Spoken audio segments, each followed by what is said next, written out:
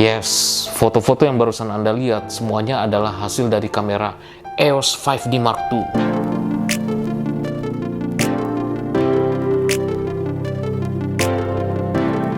Assalamualaikum dan salam sejahtera, bersama saya Bode.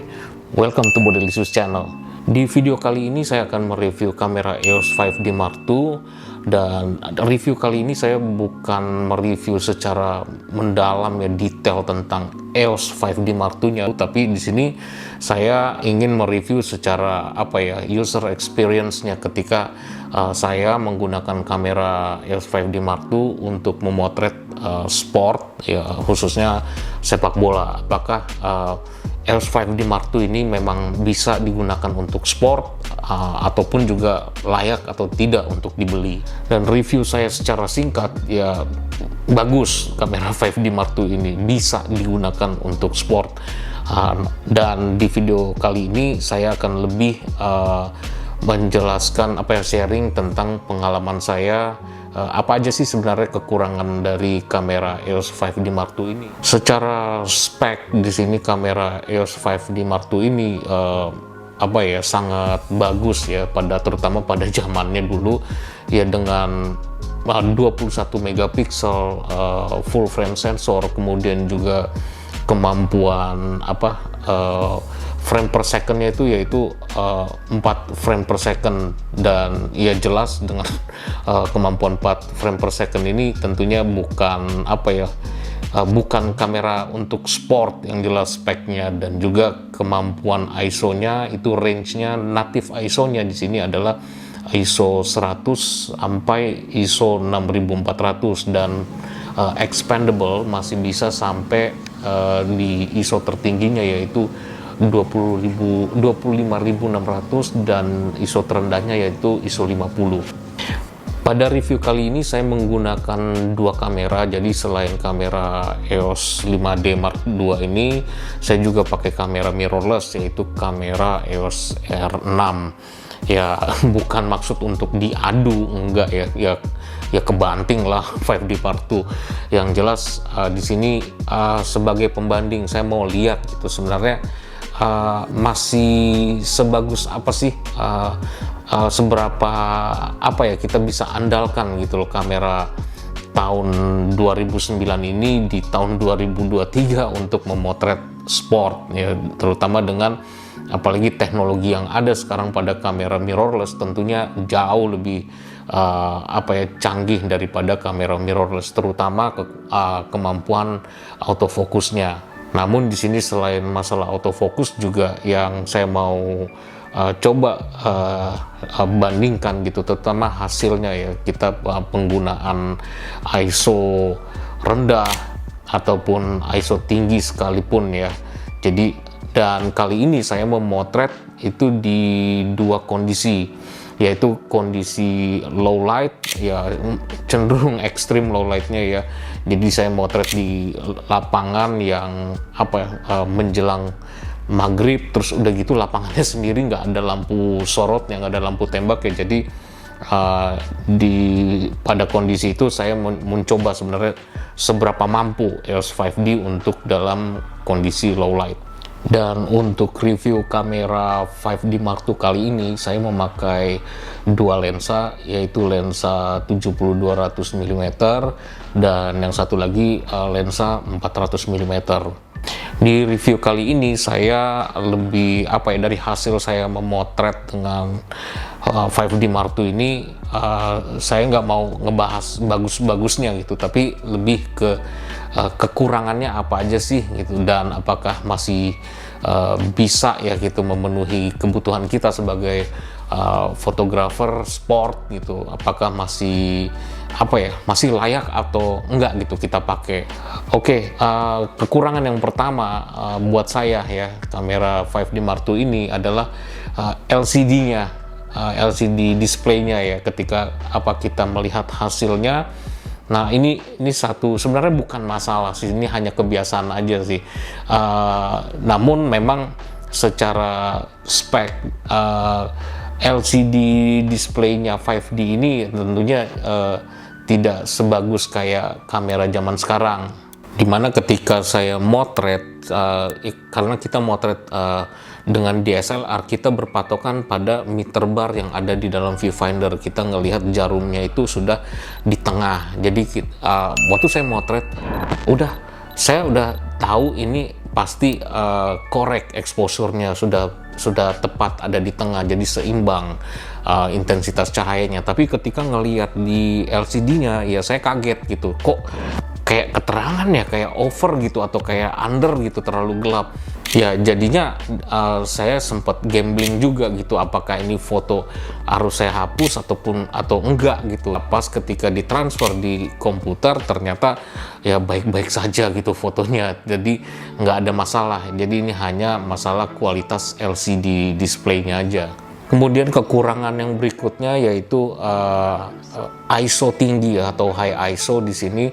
Pada EOS 5D Mark II di sini kemampuan native ISO-nya di sini adalah ISO 6400 dan masih bisa di-expand. Di sini ada, kalau lihat di display itu ada H1 dan H2. Nah, H1 di sini adalah 12.800 dan yang H2-nya itu adalah 25.600. Dan menurut saya kemampuan ISO tingginya pada 12.800 itu udah terlihat ya kekurangannya. Jadi noise maupun juga grain-nya itu mulai terasa banget, dan sebenarnya ini sesuatu yang wajar juga ya, karena pertama ini juga kamera sensor teknologi lama, udah berapa belas tahun lalu ya, terus ya tentunya beda dengan sensor kamera terbaru sekarang yang menghandle ya 6400 sampai 12.800 tuh kadang masih terlihat prima. Dan juga ini sesuatu yang wajar, kita memotret dengan high ISO tentunya juga ya grainy itu, noise itu sudah mulai terlihat, dan yang pastinya mempengaruhi ya. Dengan ISO tinggi itu konsekuensi yang kita dapat adalah ya berkurangnya kualitas warna di foto kita dan juga pastinya ketajaman.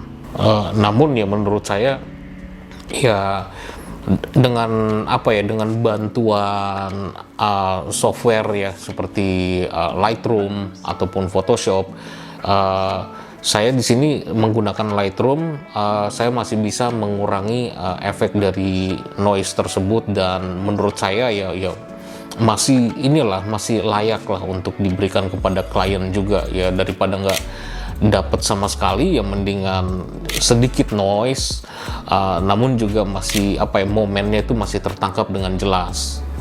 Kemudian kekurangan selanjutnya yaitu continuous drive-nya ya. Jadi pada kamera 5D Mark II ini continuous drive-nya yaitu adalah 4 frame per second atau 4 fps ya. Dan di sini ya dengan kamera zaman sekarang ini jauh, rata-rata sekarang udah kemampuan frame per second-nya itu bisa 10 frame per second atau bahkan 20 frame per second. Namun dengan 4 frame per second di sini menurut saya pengalaman saya pakai di lapangan malah nggak nyaman ya waktu pakai burst mode. Jadinya saya karena terasa lambat, saya switch, malah saya lebih senang dengan single shot, namun tetap dengan autofocus mode iServo atau servo. Kekurangan selanjutnya yaitu adalah autofokusnya ya, dan semua ini adalah menurut saya pribadi ya. Jadi autofokusnya secara umum bagus 5D Mark II, tapi juga memang ya satu yang mesti kita ingat, kamera ini bukan secara spek itu bukan untuk sport, namun untuk menangkap pergerakan subjek bergerak yang cepat, sangat cepat ya, kayak pemain bola ataupun sport yang lainnya, tentunya agak keteteran ya, agak ketinggalan ya dibandingkan dengan kamera yang lain ya seperti EOS 7D ataupun generasi yang lebih baru ya, itu malah autofokusnya masih jauh lebih cepat dibandingkan dengan 5D Mark II.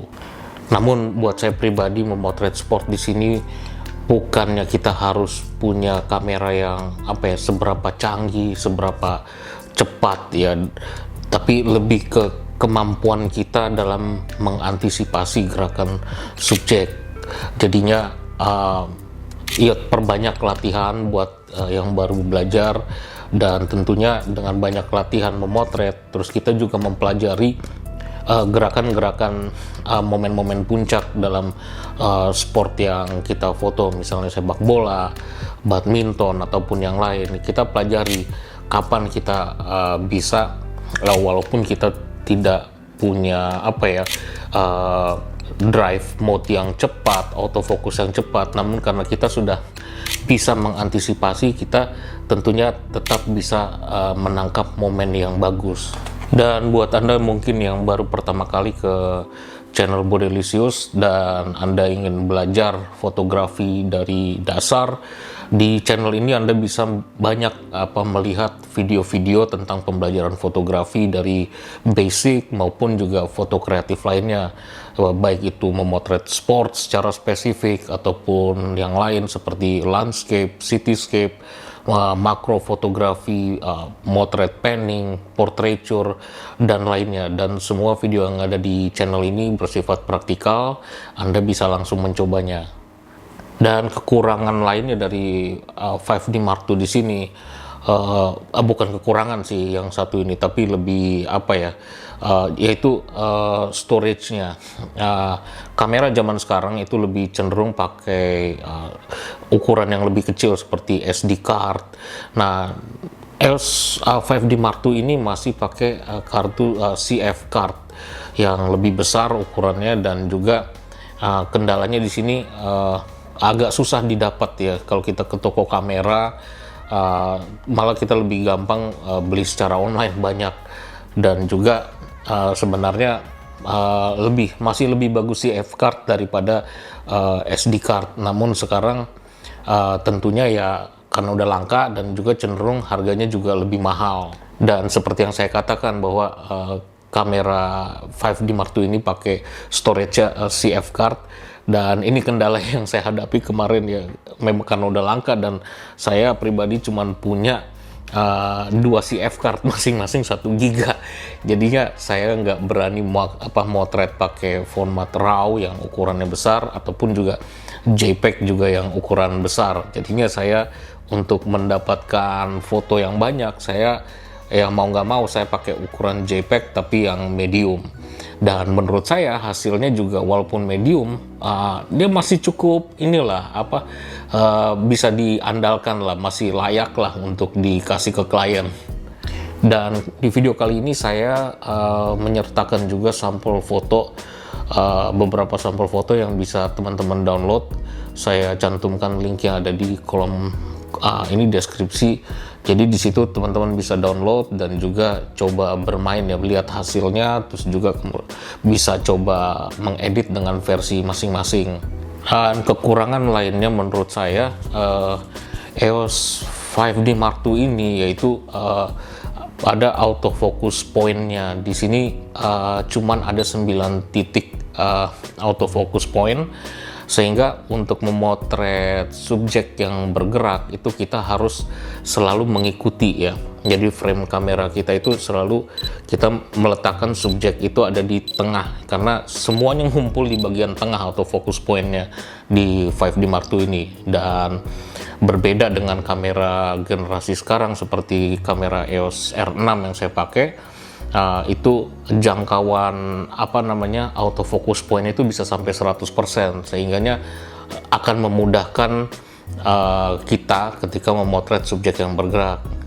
Namun bukan berarti dengan hanya 9 titik fokus point itu kita nggak bisa motret atau menangkap momen yang bagus. Ya tetap bisa ya, yaitu dengan cara ya perbanyak latihan. Jadi membiasakan kita dengan titik fokus yang ada di tengah. Dan jadinya gimana nih, kamera 5D Mark II ini layak apa enggak?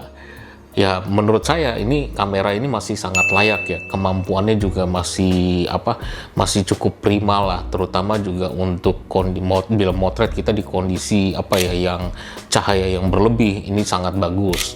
Dan juga tentunya berkaitan juga dengan budget kita ya, buat teman-teman yang baru mau investasi alat-alat fotografi dan baru mulai belajar, kamera 5D ini sangat bagus ya, baik itu untuk pemotretan general ataupun juga sport.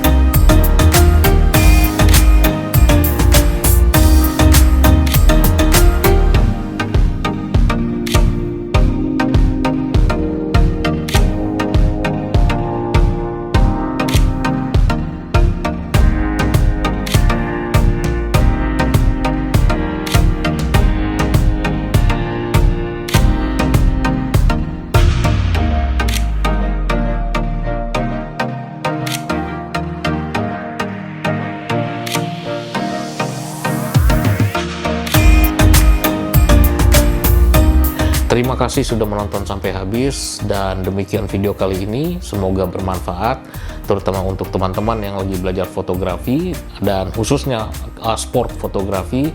Dan bila ada pertanyaan ataupun komentar, teman-teman bisa tulis di kolom komentar yang ada di bawah. Dan bila teman-teman suka dengan video kali ini, jangan lupa untuk klik like, share, dan juga subscribe. Salam!